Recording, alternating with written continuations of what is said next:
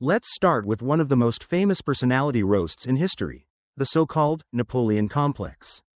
You know, the idea that this angry little Frenchman was overcompensating for his height by trying to conquer all of Europe? Except, he wasn't actually short. Yeah, turns out, we've been height-shaming this guy for 2 centuries based on a measurement mix-up. Here's what really happened. Napoleon was listed as 5 feet 2 inches in French measurements. But France back then used a slightly different foot. Their inches were longer, so when you converted to modern-day height, Napoleon was about 5 foot 6, which was average for his time. Not tall, not short, just aggressively average, like, waits for 3 minutes in a Starbucks line and sighs loudly, average. So where did the short king slander come from?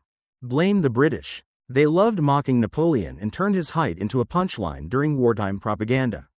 Artists exaggerated his shortness. Political cartoons made him look like a toddler in cosplay. And boom, the image stuck. Forever. Even psychology picked it up later as the Napoleon complex, implying short dudes are more aggressive to make up for their height. Which is like saying people who wear Crocs commit more crimes, maybe. But let's not leap to conclusions. So next time someone pulls the Napoleon card on a short person, feel free to hit them with a historical correction. And maybe a ruler. Vikings. Those axe-wielding, longship-sailing badasses from history who apparently went into battle wearing horned hats. Except, no, they didn't. Zero archaeological evidence has ever been found to support the idea that Viking helmets had horns. Not one single Viking grave site. Not one ancient rune drawing. Not even a sketch on some nerdy medieval scroll. So where'd the idea come from? 19th century opera. Specifically, Richard Wagner's Norse-inspired operas. Costume designers needed to make the characters look dramatic and mythic. So they threw horns on everything, like a barbarian Halloween store exploded on stage. That fantasy look got picked up by artists, cartoons, and eventually your 3rd grade social studies textbook. And just like that, the Vikings went from terrifying seafarers to cosplay mascots. Real Viking helmets were mostly simple. Iron domes, no horns. Because sticking 2 giant grab handles on your head during combat is a great way to get beheaded faster. Also, fun fact, Vikings were big on hygiene. They bathed regularly and had fancy grooming tools. So yeah, the guys you think were stinky horned maniacs were actually more well kept than some people at your gym. If you've ever heard that medieval people believed the earth was flat, congratulations, you've been lied to by cartoons, conspiracy theorists, and probably that one history teacher who just wanted summer break.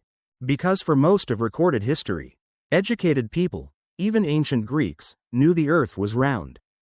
Like, way back in 500 BCE, Pythagoras and his triangle-loving gang had already noticed how ships disappear hull first over the horizon. Then came Eratosthenes, who used shadows and math to calculate the Earth's circumference within a few hundred miles. With no GPS, no satellites, just a stick and sunlight. So where did the flat Earth myth come from?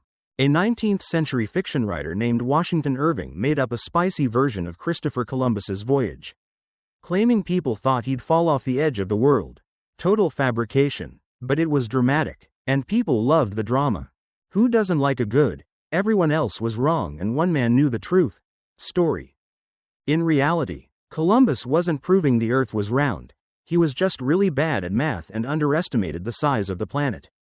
If America hadn't been sitting in his way, his crew would have died somewhere in the middle of the Pacific, cursing his geometry. So no, medieval scholars weren't terrified of edge falling.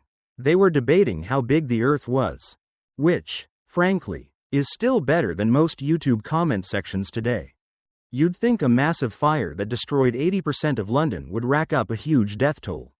Right? Entire neighborhoods burned, thousands of buildings reduced to ash, a city in chaos. And yet, officially, only 6 people were reported dead. 6. Like, the number of people you'd expect to get trampled in a Black Friday sale. Not in an apocalyptic inferno. So what's the deal? Well, historians now believe that the real death toll was much higher, possibly hundreds, but many victims were poor and unrecorded. Also, intense fires leave behind very little human remains. especially with the heat levels involved. No bones, no paperwork, no official death count. The Great Fire of 1666 burned for 4 days, fueled by wooden buildings, narrow alleys, and what was essentially a city made of kindling. The fire even destroyed St. Paul's Cathedral.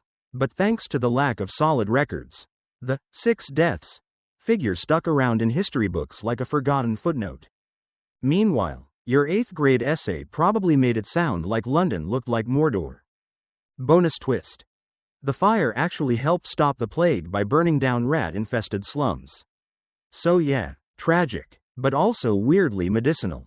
Basically, the Great Fire of London is the historical equivalent of a disaster movie where everyone survives except a guy named Dave who forgot his pants.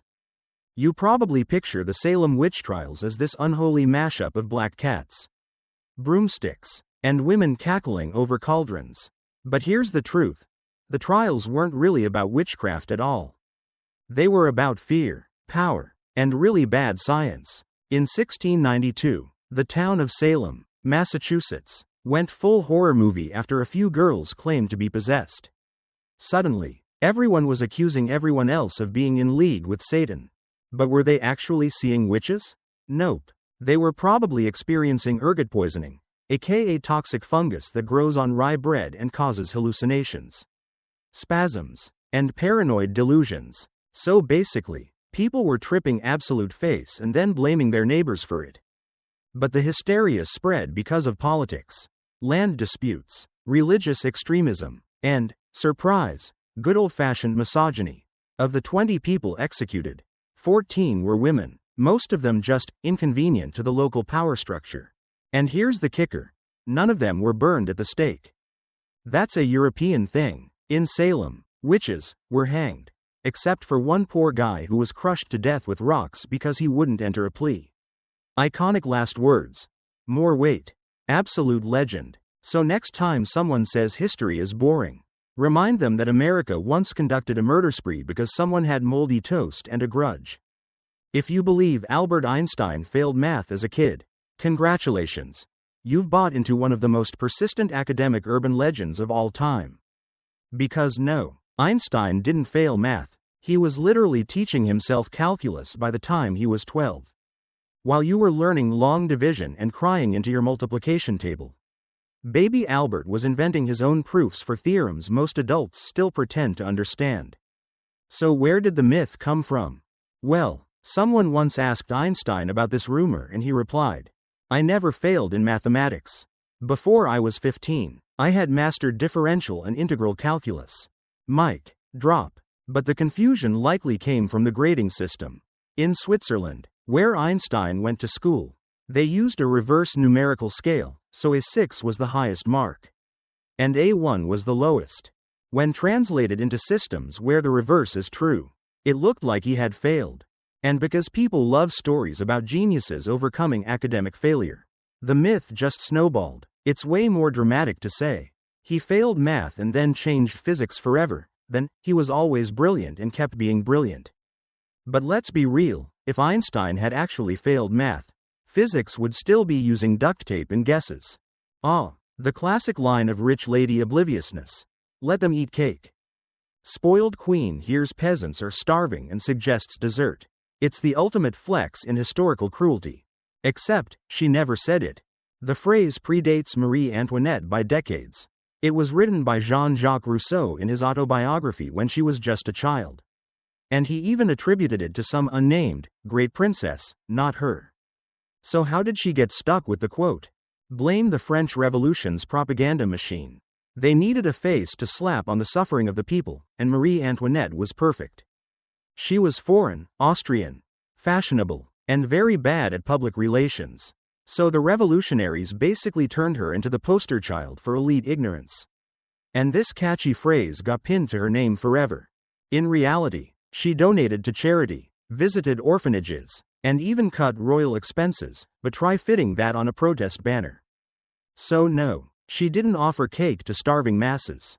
But the real tragedy? She lost her head anyway. Moral of the story. Never underestimate the power of a viral misquote. Or French mobs. You've probably heard that Romans were so extra. They had rooms called vomitoriums, to puke between courses so they could keep eating. A whole room dedicated to chucking. Classy. Except, that's completely made up. The word vomitorium has nothing to do with vomiting. It refers to the entrance and exit passages in Roman amphitheaters, where crowds would spew forth into the stadium. Like human toothpaste. That's it. No food, no barf, no ancient buffet of regret. The myth likely started because Romans were known for feasting hard. Their elite parties included exotic dishes like flamingo tongues and stuffed dormice. But there's no credible evidence they vomited just to make room for seconds. That's not decadence, that's disorder. Also, Romans were obsessed with self-control and public image. Voluntarily vomiting in a palace full of nobles? Not exactly on brand. So if someone ever says, "Bro, the Romans invented bulimia so they could eat more," feel free to remind them that they're confusing history with a frat house urban legend.